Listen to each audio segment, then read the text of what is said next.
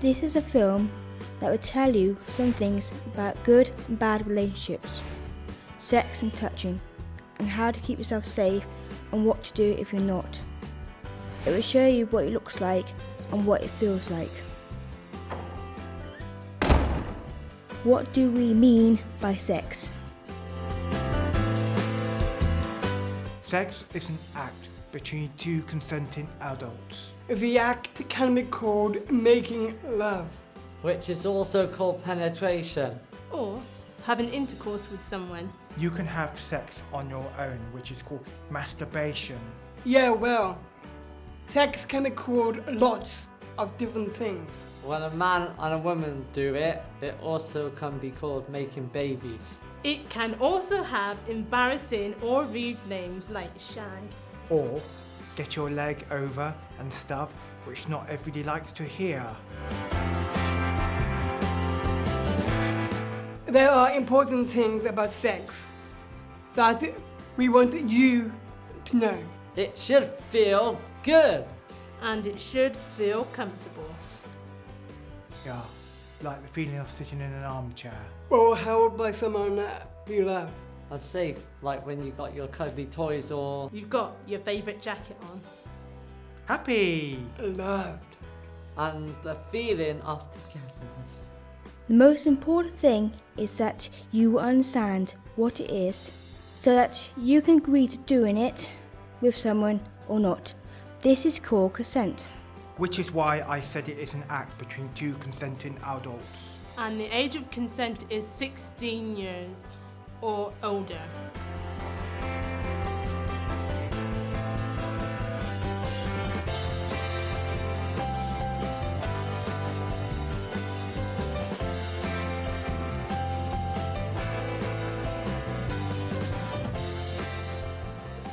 And it's private. Well, people don't like talking about it because it is private. Yes, and embarrassing. And people say things like the birds and the bees. It is confusing. So, who can you have it with? Well, it's a person's choice, your sexual preference. Sexual orientation. You can be gay or lesbian or straight, heterosexual or bisexual. These are good stories when people like each other and agree or consent to touch each other in a way that might lead to sex.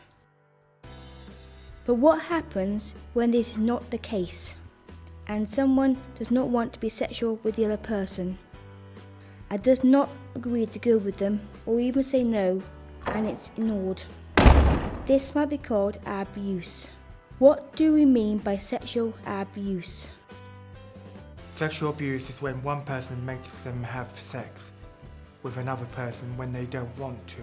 When they haven't consented. When it isn't two consenting adults, an offence has been committed. The law says a person consents if he agrees by choice and has the freedom and capacity to make the choice. So if you are a child, you can't have sex because you might not know what it is. What the person is doing or what they want you to do. And the age of consent is 16 years old in England.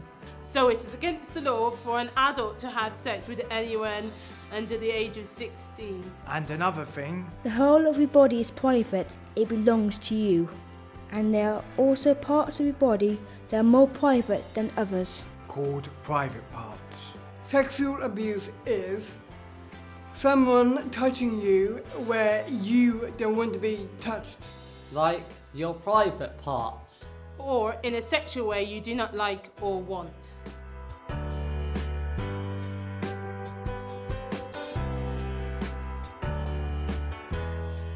Sometimes somebody might come too close in your personal space and making you feel uneasy. Someone forcing you or hurting you and making you feel scared. Not listening when you say no. or being made to touch another person when you don't want to. If any of these things happen to you, it can leave you feeling Angry. Sad. Frightened. Sometimes this can happen too. We are making this film because we want everyone to have safe, happy relationships and to be confident in their choices so that if they feel uncomfortable in any way, they know where to go and what to do about it. This is a story about a character called Emily who did not want to have sex with a man she knew. We will show you how she felt, the friends she spoke to, the people she was advised to see and what they did about it, and the choices she was able to make there. Emily was feeling scared. She was trying to ask for help. She was also feeling ashamed. So what did you want to tell me? As if it was her fault. She tells a friend what happened and they decided to call the police. Okay, it's ringing. You need to talk to her now. I'd like to speak to a female officer. It's okay. Alright, thank you. She was feeling bad inside because of what happened to her. Her body almost didn't feel like her own. The more she talked about it with her friend, a person she could really trust, the more relieved she felt as well.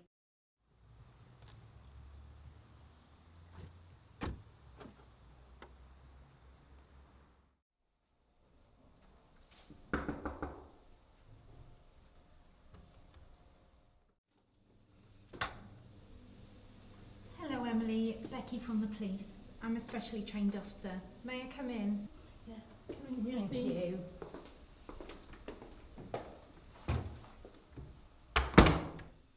You came round.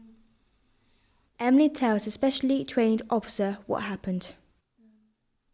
Emily has been sexually abused. She feels some of the same feelings again, but not nearly as bad. So you're happy to come with me? Yeah. Yeah. See you later, love. They are on their way to the Sexual Assault Referral Centre, a specialist place where people can go if they have been sexually assaulted. The specially trained officer will look after her and drive her all the way there.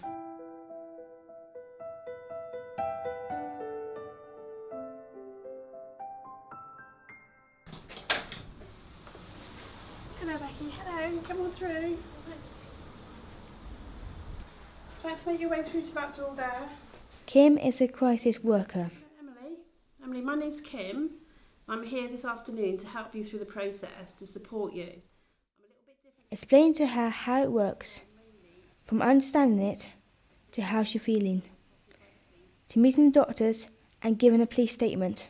The first thing that we really need to get from you is consent. So I've got something here that I'd like you to read, or I can read it to you. Kim has a form which will ask Emily if she consent for the doctor for a medical examination. This is so that she can see if she has any injuries on her body, so they can get evidence as well, like DNA. So do you agree and do you understand what I've just said about the consent? Yes. So are you happy for me to contact a doctor? Yes. Okay, thank you. Emily has consented to go ahead and she would like to meet the doctor first, as Kim suggested. If Emily hasn't understood, she will be able to invite an appropriate adult to come, someone she knows and trusts.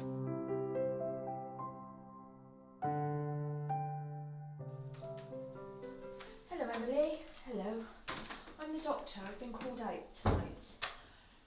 Emily is interested in the doctor. She wonders if she can trust her, but even in that short meeting, she feels reassured and she feels like she can breathe.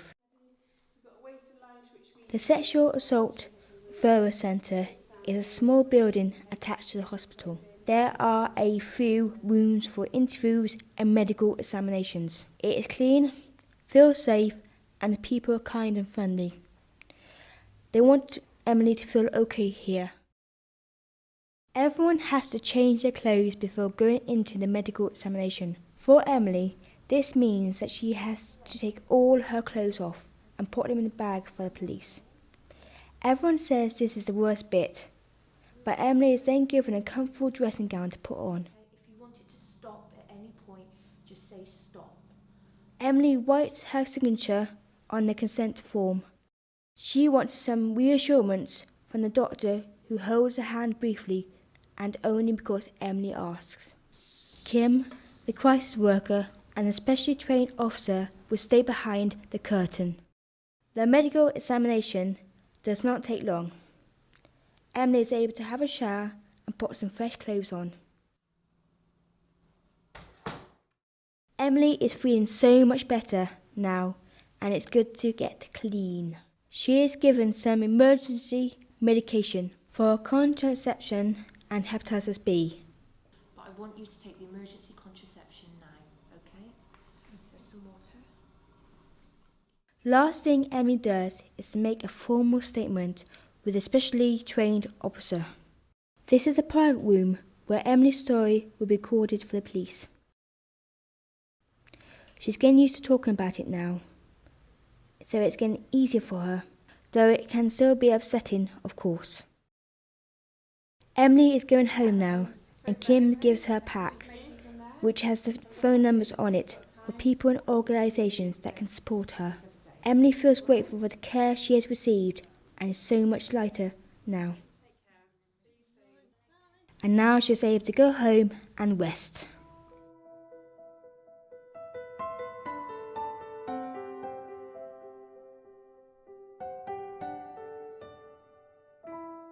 Back at home, Emily can take her time to take in everything that has happened, good and bad, and look through the information that Kim has given her.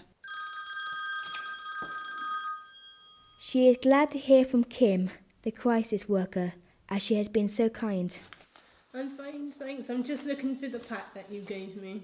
Kim was calling to check up on her, as well as see when Emily would like to come in for a health check.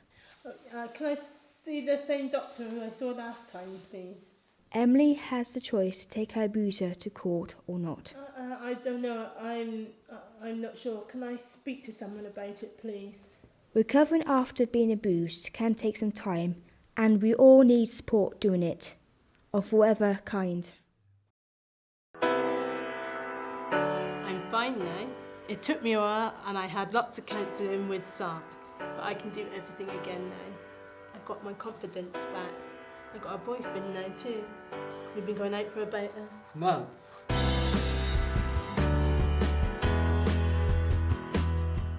I think it's really important to know that abuse is not your fault. You can talk to someone you trust, not the person themselves that cause. Yeah, you're not alone. Sexual abuse can happen to a man or a woman. You can recover. Even at first it feels like you can't. If you're feeling bad, remember to give the guilt and shame back to the abuser. It's not yours, it's not your fault.